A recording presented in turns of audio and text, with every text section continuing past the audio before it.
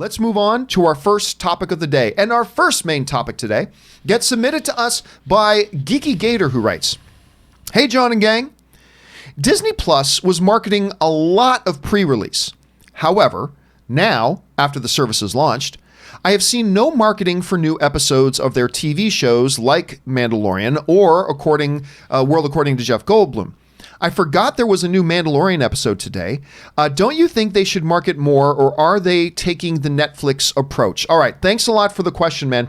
And I gotta tell you, Geeky Gator, I've heard a few people say this, but I don't quite understand where you're coming from. Here's an example. When you look around, I'm seeing a lot of commercials for the Disney Plus service. Like just a lot of commercials for the Disney Plus service.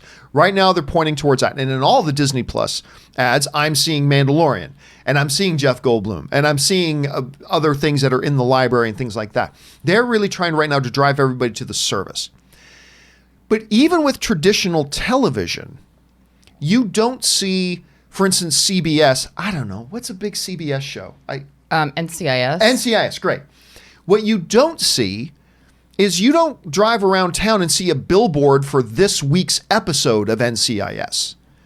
You don't pop on, you don't go into a movie theater and see a poster on the wall for next week's episode of Lucifer, which there should be for the one that Aaron's is going to be on. Yes, so there should be a Netflix show, though. And that one is a Netflix show.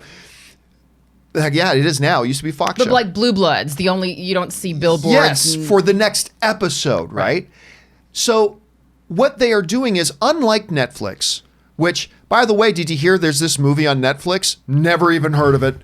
Did you hear there's this new show on Netflix? Never even heard of it. It's not a matter of marketing each individual episode. It's about marketing the show. And I continue to see a lot of marketing for the service itself and the show. So if what we're looking for is, every week taking out a new ad campaign for each episode, that's something even traditional television doesn't do.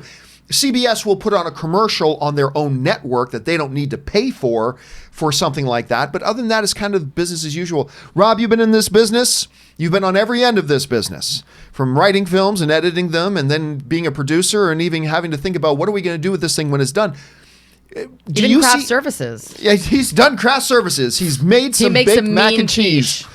So, Rob, do you think there's something here? Like, should they be marketing each individual episode? Should they just continue marketing as a show as a whole? How do you see this? Well, because what are they selling? They're selling their streaming service. Now, I think they're selling holistically everything that's on their streaming service. And they don't want people to think, oh, there's only The Mandalorian. Right. When Disney Plus, you've got everything. You've got old classic. You can watch Steamboat Willie. You can go back and watch the entire development of the history of the Mickey Mouse character if that's what you want to do. And I think what I find really interesting about the streaming service, especially Disney Plus, is when I'm on there, and Elizabeth, my girlfriend, has spent a lot of time on there recently, I'm surprised. I'm always surprised when I find her watching. Like, I'll go in and she's like, yeah, I remember this from when I was a kid. And there is this weird, unlike Netflix and unlike any other streaming service, there's a whole lifetime of nostalgia. And she's just jumping around going, oh, I used to love this when I was a kid, because it's one studio's output. And you've literally got the entirety of Disney's output, which means so much to so many people because we all grew up with it. Yeah. And so there's an element of Disney Plus that I find fascinating that doesn't exist anywhere else, where, like, I was Candle Shoe, the Jodie Foster movie I saw when I was a little kid that I really like, because she's kind of a tomboy and she's involved in this mystery with this mansion and this old woman. And I'm like, man, I haven't seen that since I was like 9 or whenever it came out. And I started watching it. I'm like, this is really good. Like, I would never rent that movie, but it's there. So there is a really interesting lifelong, people's lives are in Disney Plus. Was Babes in Toyland a Disney show? Do you guys remember that movie, Babes in Toyland? I don't think it with Martin Mull and Drew Barrymore. Did Roger Ebert write that? I don't know. Roger Ebert wrote Beyond the Valley of the Dolls. Sorry. Thank you. Which I have on Blu-ray. Of course you have that one.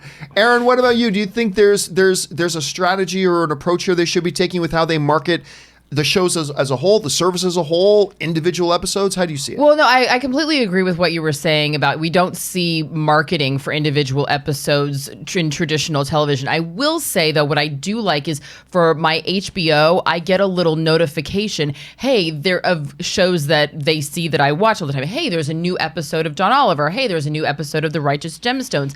I like that. I like getting a little alert on my phone for shows that I don't know if I'm subscribed to them or they just are tracking my viewing habits. I do think that that's something that the streaming channels are going to have to start incorporating if they want to start marketing individual episodes. Otherwise, I don't even know how they would market. Like, what would be the most effective way of marketing an individual episode? I agree with what you guys were saying. You want to drive the traffic to the streaming network, and from there people will discover those things, and it always will have a little, oh, there's a new episode, it'll have a little ticker next to it. So yeah, I don't really understand what we're hoping for with specific advertising.